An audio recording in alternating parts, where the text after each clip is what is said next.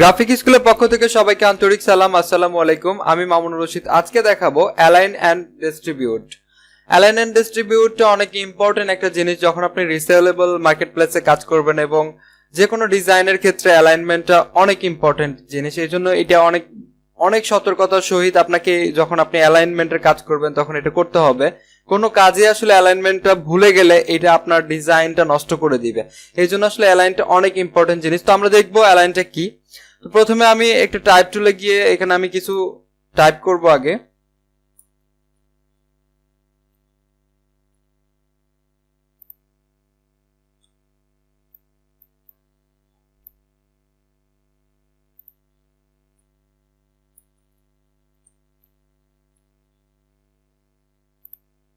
Graphic school graphic design course, এবং এখানে যদি আমি লিখে দেই বাই মামুনুর রশিদ। ওকে, এখন আমরা এখানে দেখতে পাচ্ছি যে এখানে আমার তিনটা টেক্সট রয়েছে, তিনটা আলাদা আলাদা লেয়ারে। এখন আমরা দেখবো যে এগুলো আসলে কিভাবে অ্যালাইনমেন্ট করব। আমার এখন রয়েছে এটা মুভ টুলে।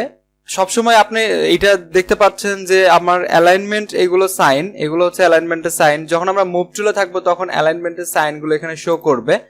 তো অবশ্যই যখন আপনি অ্যালাইন করবেন তখন আপনাকে মুভ টুলে থাকতে হবে।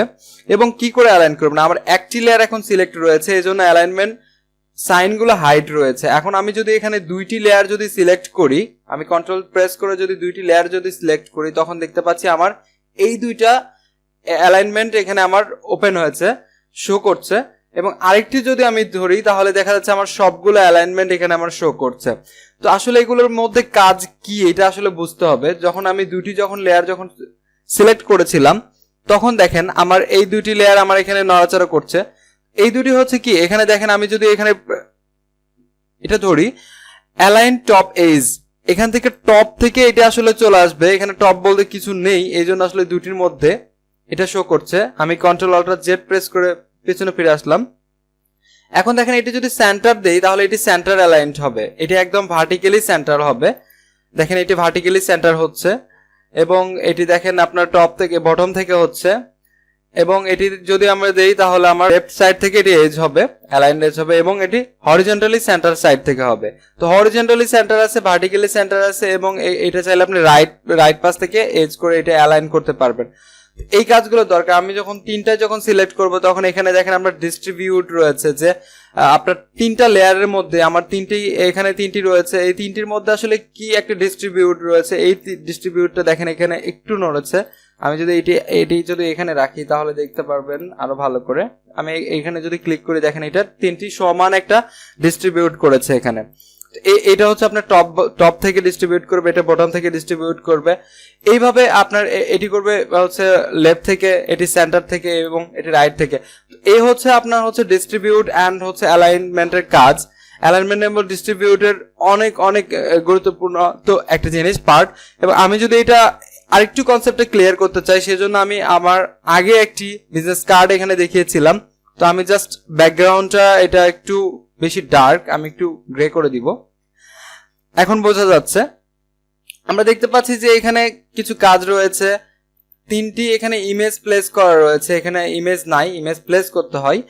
তো যাই হোক, এই তিনটিতে আসলে দেখেন সমান অ্যালাইনমেন্ট রয়েছে। এটি কি করে বুঝবো, আমি যদি এখানে এগুলো যদি শো করি, জাস্ট এগুলো আমি কন্ট্রোল প্রেস করে যদি তিনটে যদি সিলেক্ট করি, এখন যদি আমি এখানে সেন্টার অ্যালাইন যেটা রয়েছে ভার্টিক্যালি সেন্টার, এইটাতে ক্লিক করি, দেখেন আমার এটা এক বিন্দু নড়বে না, কারণ এগুলো অলরেডি করা রয়েছে। আচ্ছা, আমি একটি যদি দেখেন একটু নিচে নিয়ে আসি এবং আমি সবগুলোই সিলেক্ট করছি, দেন আমি এটাতে ক্লিক দিলে যাবে না, কারণ এটা ব্যাকগ্রাউন্ডটা আমি নেওয়া হয় নাই।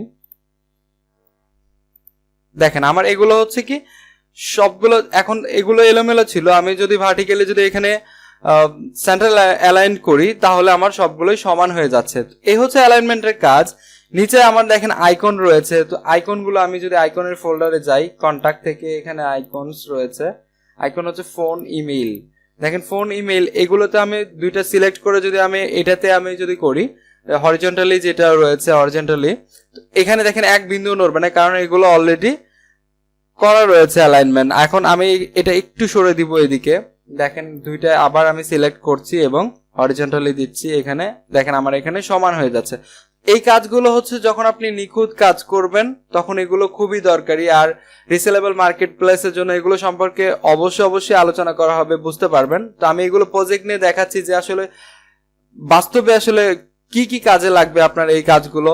এই জন্য আমি দেখালাম যে অ্যালাইনমেন্ট এবং ডিস্ট্রিবিউটের কি কি কাজ আপনার এখানে প্রয়োজন হবে ফিউচারে। এই হচ্ছে অ্যালাইনমেন্টের কাজ।